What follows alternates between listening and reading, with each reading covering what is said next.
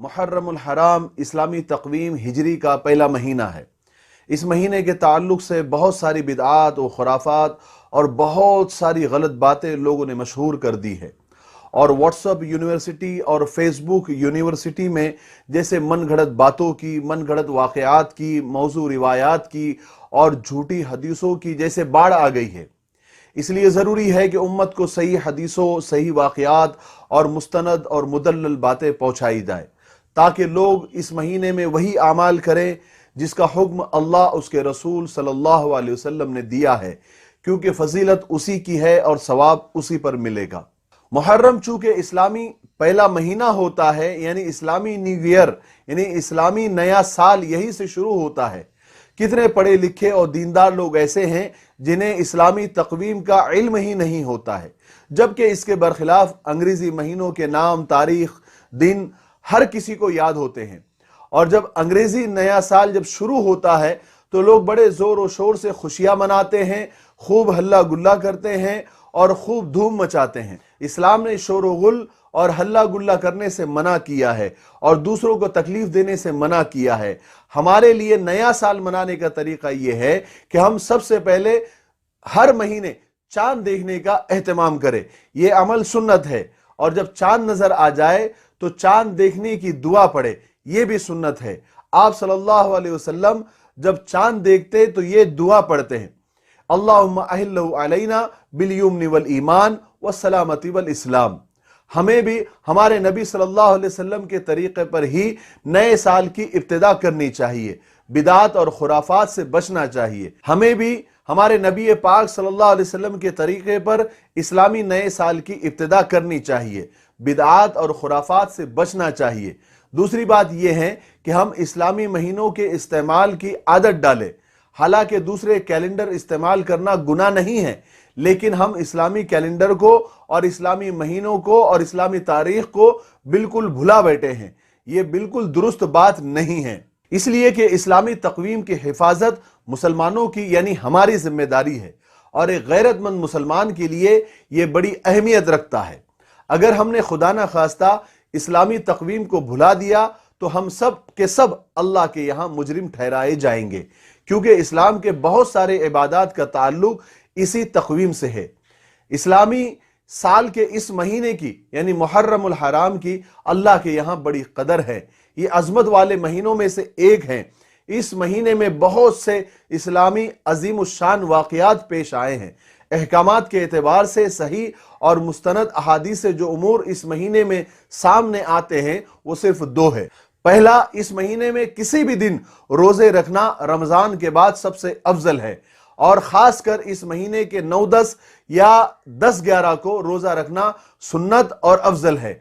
चुनांचे सही मुस्लिम की हदीस है कि रमजान के रोजों के बाद सबसे अफजल अल्लाह के नजदीक मुहर्रम के रोजे हैं और फर्ज नमाज के बाद सबसे अफजल रात की नमाज यानी तहज्जुद की नमाज है। इस महीने का दूसरा हुक्म आशूरे के दिन अपने अहलो अयाल पर खाने पीने की या किसी भी एतबार से उसात करने की खास फजीलत वारिद हुई है। चुनांचे हजरत इब्ने मसऊद, हजरत अबू सईद खुदरी रजी अल्लाह तआला अन्हु, हजरत अबू हुरैरा और हजरत जाबिर रजी अल्लाह तआला अन्हु से मनकूल है कि रसूल पाक सल्लल्लाहु अलैहि वसल्लम ने फरमाया कि जो शख्स आशूरे के दिन यानी 10 मुहर्रम के दिन अपने घर वालों पर खूब खर्च करेगा, उसमें औसात करेगा और फराखी के साथ खर्च करेगा, अल्लाह तबारक व तआला सारे साल उस पर औसात फरमाएंगे और उस पर फराखी फरमाएंगे और उसके कारोबार में और उसके रोजी में खूब बरकत अता फरमाएंगे। यही दो बातें हैं जो मुहर्रम से मुताल्लिक मुस्तनद और मुदल्लल है। इसके अलावा जितनी भी बातें मुहर्रम के ताल्लुक से की जाती है वो बिदात है, खुराफात है, मनगढ़ंत बातें हैं। इन बातों का कुरान और हदीस से कोई ताल्लुक नहीं है। जैसे दो मनगढ़ंत रिवायतें इस महीने में बहुत ज्यादा और बहुत कसरत के साथ चलती है। नंबर एक तो ये कि जो शख्स शहादत हुसैन रज़ियल्लाहु तआला अन्हु के दिन उनके गम में रोएगा, कयामत के दिन वो रसूलों के साथ होगा। और दूसरी मनगढ़ंत रिवायत ये भी चलती है कि जिसने मुहर्रम के 9 दिन के रोजे रखे उनके लिए हवा में अल्लाह तबारक व तआला एक खीमा बनाएगा या एक महल बनाएगा जो 1 मील चौड़ा होगा اور 1 میل لمبا ہوگا اور اس کے 4 دروازے ہوں گے۔ یاد رکھے یہ سب من گھڑت باتیں ہیں، دل سے بنائی ہوئی باتیں ہیں۔ اس کا تذکرہ کرنا، اس کا ذکر کرنا، دوسروں کو شیئر کرنا اور اس پر یقین کرنا کسی بھی صورت میں جائز نہیں ہے۔ دوسری غلط فہمی اس مہینے کے تعلق سے یہ ہے کہ لوگ اس مہینے کو غم کا مہینہ کہتے ہیں، اس لیے اس مہینے میں شادیاں نہیں کرتے یا کسی بھی قسم کی خوشیاں نہیں مناتے، کیونکہ یہ مہینے کو سوگ کا مہینہ کہا جاتا ہے، جو کہ شریعت کے اعتبار سے بالکل غلط اور بے بنیاد ہے۔ سوگ کی صرف چند صورتیں جائز ہے، وہ بھی عورتوں کے لیے۔ ایک، جس عورت کی طلاق ہو گئی تو وہ اس کے عدت کے دنوں میں، اور جس عورت کے شوہر کا انتقال ہو گیا وہ اس کے عدت کے دنوں میں، یا پھر ہمارا اور کسی اور کا کوئی قریبی اگر انتقال کر گیا تو صرف 3 دن سوگ منانے کی اجازت ہے۔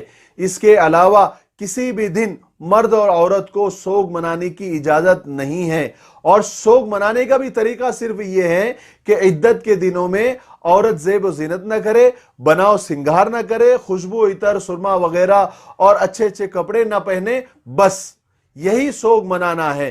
اس کے علاوہ کوئی بھی سوگ منانے کا اور طریقہ اختیار کرنا جائز نہیں ہے، جیسے کہ کالے کپڑے پہننا، زور زور سے چلانا، سینہ پیٹنا اور آہ و بکا کرنا اور خوب شور کرنا، اس کی بالکل اجازت نہیں ہے۔ اس مہینے میں شادی نہیں کرنا اور اس کو ناجائز سمجھنا سخت گناہ اور اہل سنت کے عقیدے کے بالکل خلاف ہے۔ یہ بالکل بے بنیاد بات ہے۔ آپ کی معلومات کے لیے میں بتاؤں کہ اسی مہینے میں حضرت علی رضی اللہ تعالیٰ عنہ اور حضرت فاطمہ رضی اللہ تعالیٰ عنہ کا نکاح ہوا تھا۔ اس مہینے میں، اس مبارک مہینے میں نکاح جائز ہونے کا اس سے بڑا ثبوت اور لوگوں کو کیا چاہیے؟ اس مہینے کی 10 تاریخ کو یوم عاشورہ کہا جاتا ہے۔ یوم عاشورہ قریش مکہ کے نزدیک بڑا محترم دن تھا۔ اسی دن وہ خانہ کعبہ کا غلاف بدل کر نیا غلاف ڈالتے تھے، اور اسی دن قریش مکہ روزہ بھی رکھتے تھے۔ جب آپ صلی اللہ علیہ وسلم مدینہ تشریف لے گئے اور یہاں آپ نے یہود کو بھی پایا کہ وہ بھی عاشورے کا روزہ رکھتے ہیں، اور اس کی وجہ جب آپ صلی اللہ علیہ وسلم نے اور صحابہ نے معلوم کی تو معلوم ہوا کہ یہود عاشورے کے دن اس لیے روزہ رکھتے ہیں کہ اسی دن حضرت موسیٰ علیہ السلام کو فرعون سے نجات ملی تھی، اور فرعون اور اس کا لشکر اسی دن پانی میں غرق ہوا تھا، تو اس خوشی میں وہ عاشورے کا روزہ رکھتے ہیں۔ تو آپ صلی اللہ علیہ وسلم نے فرمایا کہ ہم تو اس کے زیادہ حقدار ہیں، تو آپ صلی اللہ علیہ وسلم نے خود بھی عاشورے کے روزے کا اہتمام فرمایا اور صحابہ اکرام کو بھی اس کا حکم دیا۔ صرف یہودیوں کی مشابہت نہ ہو اور غیروں کی مشابہت نہ ہو، اس لیے 2 روزے رکھنے کا حکم دیا، 9-10 یا 10-11۔ اسی لیے مسلمانوں کو عاشورے کے روزے کا، عاشورے کے 2 روزے کا اہتمام کرنا چاہیے، کیونکہ یوم عاشورہ بڑا ہی محترم بشان اور عظمت والا دن ہے۔ اسی دن یعنی عاشورے کے دن ہی اللہ تبارک و تعالیٰ نے آسمان و زمین اور قلم اور حضرت آدم علیہ السلام کو پیدا کیا۔ اسی دن حضرت آدم علیہ السلام کی توبہ قبول ہوئی۔ اسی دن حضرت نوح علیہ السلام کی کشتی سیلاب سے محفوظ ہو کر جودی پہاڑی پر لنگر انداز ہوئی۔ اسی دن حضرت ابراہیم علیہ السلام کو خلیل اللہ بنایا گیا اور آگ ان پر ٹھنڈی ہوئی، اور اسی دن حضرت یوسف علیہ السلام کو قید خانے سے رہائی نصیب ہوئی اور مصر کی حکومت ملی۔ اسی دن حضرت یوسف علیہ السلام اور حضرت یعقوب علیہ السلام کی لمبے عرصے کے بعد ملاقات ہوئی۔ اسی دن حضرت موسیٰ علیہ السلام کو فرعون سے نجات ملی، اور اسی دن فرعون پانی میں غرق ہوا، اور اسی دن موسیٰ علیہ السلام پر تورات نازل ہوئی، اور اسی دن حضرت سلیمان علیہ السلام کو بادشاہت ملی۔ عاشورے کے دن ہی ایوب علیہ السلام کو بیماری سے شفا ملی۔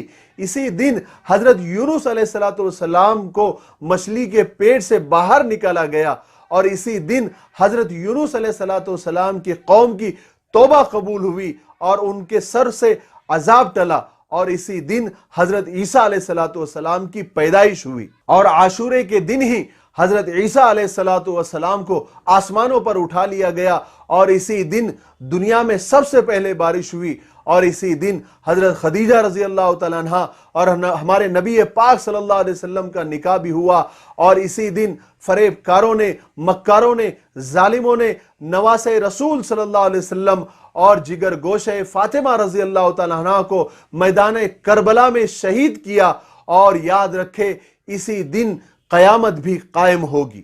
اس کے علاوہ احادیث شریفہ میں محرم الحرام کے مہینے کی بہت ساری فضیلت وارد ہوئی ہے۔ ایک مرتبہ حضرت علی رضی اللہ تعالیٰ سے کسی شخص نے سوال کیا کہ رمضان المبارک کے بعد کون سے مہینے میں روزے رکھنے چاہیے؟